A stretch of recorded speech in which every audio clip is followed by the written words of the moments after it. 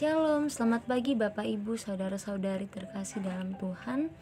Kita bersyukur berjumpa kembali dalam renungan Kalim Buang Boba, edisi Sabtu 16 Oktober 2021. Mari kita berdoa sebelum membaca dan merenungkan firman Tuhan.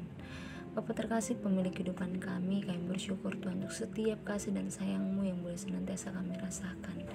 Saat ini Tuhan, kami rindu untuk membaca dan merenungkan akan firman-Mu. Tolong kami Tuhan agar dapat mengerti firman-Mu, bahkan mampukan kami untuk melakukannya dalam kehidupan kami sehari-hari. Ini kami Tuhan, kami siap dalam Kristus Yesus kami berdoa. Amin. Pembacaan kita terambil dari kitab Injil Lukas pasal 22 ayatnya yang ke-24 sampai 38. Lukas pasal 22 ayat 24 sampai 38. Percakapan waktu perjamuan malam. Terjadilah juga pertengkaran di antara murid-murid Yesus, siapakah yang dapat dianggap terbesar di antara mereka. Yesus berkata kepada mereka, raja-raja, bangsa-bangsa memerintah rakyat mereka, dan orang-orang yang menjalankan kuasa atas mereka disebut pelindung-pelindung. Tetapi kamu tidaklah demikian, melainkan yang terbesar di antara kamu hendaklah menjadi sebagai yang paling muda dan pemimpin sebagai pelayan. Sebab siapakah yang lebih besar, yang duduk makan atau yang melayani?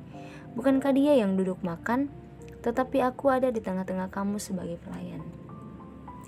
Kamulah yang tetap tinggal bersama-sama dengan aku dalam segala pencobaan yang aku alami.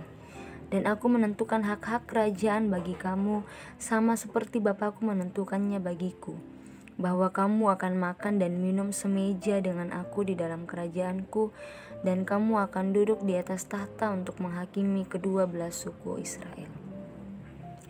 Simon, Simon, lihat, iblis telah menuntut untuk menampi kamu seperti gandum, tetapi aku telah berdoa untuk engkau, supaya imanmu jangan gugur, dan engkau, jikalau engkau sudah insaf, kuatkanlah saudara-saudaramu. Jawab Petrus, Tuhan, aku bersedia masuk penjara dan mati bersama-sama dengan engkau. Tetapi Yesus berkata, aku berkata kepadamu, Petrus, hari ini ayam tidak akan berkokok sebelum engkau 3 kali menyangkal bahwa engkau mengenal aku. Lalu ia berkata kepada mereka, ketika aku mengutus kamu dengan tiada membawa pundi-pundi, bekal, dan kasut, adakah kamu kekurangan apa-apa? Jawab mereka, suatu pun tidak. Katanya kepada mereka, tetapi sekarang ini, siapa yang mempunyai pundi-pundi, hendaklah ia membawanya. Demikian juga mempunyai bekal, dan siapa yang tidak mempunyainya, hendaklah ia menjual jubahnya dan membeli pedang. Sebab aku berkata kepada kamu, bahwa nas kitab suci ini harus digenapi padaku. Ia akan terhitung di antara pemberontak-pemberontak, sebab apa yang tertulis tentang aku sedang digenapi. Kata mereka, Tuhan, ini 2 pedang. Jawabnya, sudah cukup. Renungan kita pada pagi hari ini diberi judul, siapa yang terbesar? Mindaratu Mandu Madawan. Menjadi orang yang dianggap besar atau paling berkuasa atau paling hebat seringkali diperebutkan oleh banyak orang. Sering orang berebut siapa yang akan menjadi paling besar di dalam kampung, paling besar di dalam jemaat, paling besar dalam pemerintahan, paling besar dalam keluarga. Hal tersebut karena bagi sebagian orang, eksistensi atau pengakuan diri adalah kebutuhan yang harus didapatkan, mau dianggap paling besar. Hal tersebut terjadi pula kepada murid-murid Tuhan Yesus.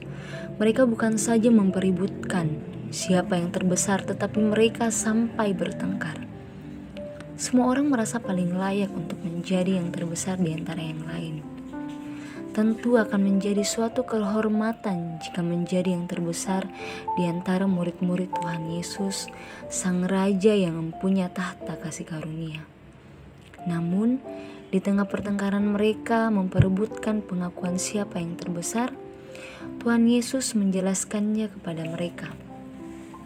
Menjadi yang terbesar itu bukan yang perlu diperebutkan, tetapi yang penting dilakukan adalah melayani seorang akan yang lain.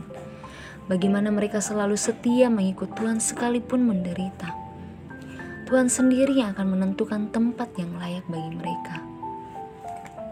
Demikian pula kepada kita semua.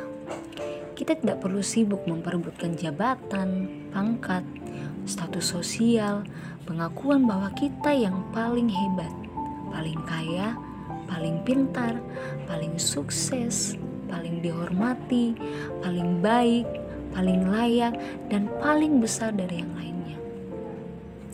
Yang perlu terus kita lakukan ialah melayani dengan sepenuh hati. Dengan berbagai tanggung jawab yang Tuhan berikan, mari kita semua menggunakannya untuk melayani Tuhan. Dan percayalah bahwa Tuhan menyediakan kita tempat yang layak. Amin.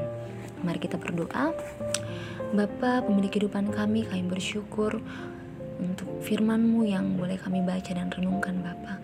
Kiranya itu tidak berlalu begitu saja, tetapi dapat tertanam baik dalam hati dan pikiran kami, dapat menjadi rima dalam kehidupan kami Tuhan, menjadi penuntun kami dalam menjalani kehidupan ini Tuhan. Melalui firman-Mu kami kembali diingatkan bahwa mungkin kadangkala Tuhan kami tidak sadar bahwa kami berusaha untuk memperebutkan, bahkan berusaha untuk menjadi paling hebat, paling pintar, terlihat lebih pintar Tuhan, bahkan merasa paling layak di antara yang lain. Tetapi kembali Tuhan, melalui firman-Mu hari ini kami diingatkan bahwa bukan itu yang terpenting. Yang terpenting Tuhan, bagaimana kami melayani Engkau dengan hati yang setia, dan bagaimana Tuhan kami melayani sesama kami dengan sepenuh hati. Dan kami percaya bahwa Tuhan telah menyediakan kami tempat yang layak. Engkau akan senantiasa menuntun kehidupan kami Tuhan. Ajar kami untuk terus berpegang teguh hanya kepadamu. Ini doa kami Tuhan Yesus, dan Kristus Yesus kami berdoa. Amin. Demikianlah renungan kita pada pagi hari ini. Tuhan Yesus